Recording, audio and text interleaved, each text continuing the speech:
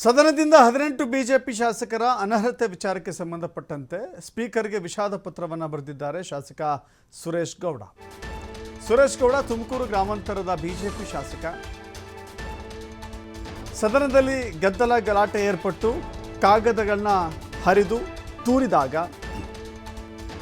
ಅದನ್ನು ದುರ್ವರ್ತನೆ ಅಂತ ಹೇಳಿ ಕನ್ಸಿಡರ್ ಮಾಡಿ 18 ಶಾಸಕರನ್ನು ಸಸ್ಪೆಂಡ್ ಮಾಡಲಾಗಿದೆ 6 ತಿಂಗಳ ಕಾಲ. ಇದೀಗ ಅಮಾನತು ವಾಪಸ್ ಪಡಿಬೇಕು ಅಂತ ಹೇಳಿ ಸುರೇಶ್ ಗೌಡ ಮನವಿಯನ್ನು ಸಲ್ಲಿಸಿದ್ದಾರೆ. ವಿಧಾನಸೌಧದ ಸ್ಪೀಕರ್ ಯುಟಿ ಖಾದರ್ಗೆ ಪತ್ರವನ್ನು ಸಲ್ಲಿಕೆ ಮಾಡಿದ್ದಾರೆ. ಮಾರ್ಚ್ 21ರ ಘಟನೆ ಉದ್ದೇಶಪೂರ್ವಕವಾಗಿರಲಿಲ್ಲ. ಸ್ಪೀಕರ್ ಪೀಠಕ್ಕೆ ಅಗೌರವ ತರುವ ಉದ್ದೇಶವೂ ಇರಲಿಲ್ಲ. ಇದಕ್ಕೆ ವಿವರಣೆ ಮತ್ತು ಸ್ಪಷ್ಟನೆ ಕೇಳಿದರೆ ಕೊಡ್ತಾ ಇದ್ವಿ. ಅವಕಾಶ ಕೊಡದೆ ಕಠೋರ ನಿರ್ಧಾರ ತೆಗೆದುಕೊಂಡಿದ್ದೀರಿ. ನಿರ್ಬಂಧವನ್ನು ಸಡಿಲಿಸಿ ಕೆಲಸ ನಿರ್ವಹಿಸಲು ಅವಕಾಶವನ್ನು ಕೊಡಿ. ಜನಪ್ರತಿನಿಧಿಯಾಗಿ ಕೆಲಸ ನಿರ್ವಹಿಸಲು ಅವಕಾಶ ಕಲ್ಪಿಸಿ. ಸ್ಪೀಕರ್ಗೆ ಪತ್ರ ಬರೆದಿದ್ದಾರೆ ಬಿಜೆಪಿಯ ಶಾಸಕ ಸುರೇಶ್ ಗೌಡ.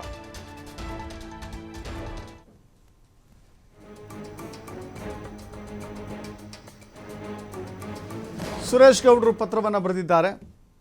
ಬಹುತೇಕರು ಇದನ್ನು ಬಿಜೆಪಿಯ ಶಾಸಕರು ಇದನ್ನು ಖಂಡಿಸಿದ್ರು. ಸ್ಪೀಕರ್ ಇಂಥ ಕಠೋರವಾದ ತೀರ್ಮಾನವನ್ನು ತೆಗೆದುಕೊಳ್ಳಬಾರ್ದಾಗಿತ್ತು ಅಂತ ಹೇಳಿ. ಜೊತೆಗೆ ಮಾರ್ಷಲ್ಗಳಿಂದ ಶಾಸಕರನ್ನು ಹೊರಗೆ ಕಳಿಸಿದ್ದಂಥ ಯತ್ನ ಇತ್ತಲ್ಲ, ಅದು ಕೂಡ ಭಾಳ ತಪ್ಪು ಅನ್ನುವ ನಿಟ್ಟಿನಲ್ಲಿ ಬಿ ಜೆ ಪಿ ಶಾಸಕರು ಮಾತನಾಡ್ತಾ ಇದ್ದರು. ಸದ್ದು ಗದ್ದಲ ಹೋರಾಟಕ್ಕೂ ಒಂದು ರೀತಿಯ ಚೌಕಟ್ಟಿರುತ್ತೆ. ಹಾದಿ ಬೀದಿಯಲ್ಲಿ ಪ್ರತಿಭಟನೆ ಮಾಡ್ತಾ ಇಲ್ಲ. ಪ್ರತಿಭಟನೆ ಮಾಡುವಂಥ ಜಾಗವು ವಿಧಾನಸೌಧ ಅಲ್ಲ. ವಿಧಾನಸಭೆಯ ಬಾವಿಗಿಳಿದು ಪ್ರತಿಭಟನೆ ಮಾಡಲು ಅವಕಾಶವಿಲ್ಲದಿದ್ದರೂ ಕೂಡ ಅಂಥ ಸಂದರ್ಭದಲ್ಲಿ ಪ್ರತಿಭಟನೆಯನ್ನು ಬಿಜೆಪಿ ಮುಂದುವರಿಸಿತ್ತು.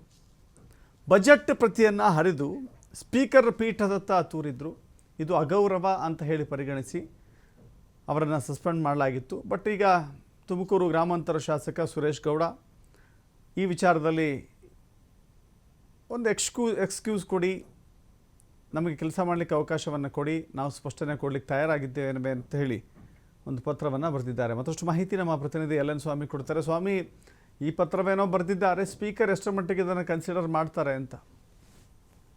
ಅದೆಷ್ಟೊತ್ತು ಮಾರ್ಚ್ 21ರ ಸದನದ ಕಾರ್ಯಕಲಾಪಗಳು ನಡೆಯುವಂತ ಸಮಯದಲ್ಲಿ ಮುಸ್ಲಿಮರಿಗೆ 4% ಮೀಸಲಾತಿ ಸೇರಿದಂತೆ ಹಲವು ವಿಚಾರಗಳನ್ನ ಇಟ್ಕೊಂಡು ಬಿಜೆಪಿ ವಿಪಕ್ಷಗಳು ಸಾಕಷ್ಟು ಹೋರಾಟವನ್ನ ಮಾಡ್ತಾ ಇದ್ವು.